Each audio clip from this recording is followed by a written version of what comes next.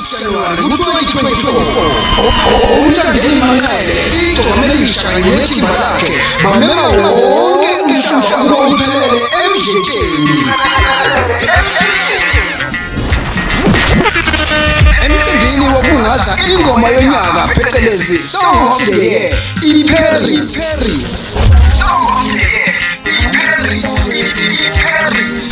Ingoma ehambe phambili kulonyaka ka-2023 jikelele. Ingoma ehambe phambili eNingizimu Afrika namaphethelo. Ingoma ehambe phambili umhlaba wonke iyaziwa ngisho phesheya kwezilwandle. Sithi woza ungaphuthelwa lo mcimbi ngokubungaza a-Song of the Year iParis. Kanti le mcimbi iyoqala ngo-9 ekuseni isikhathi. Sithi woza uzobusa emdletheni ungaphuthela.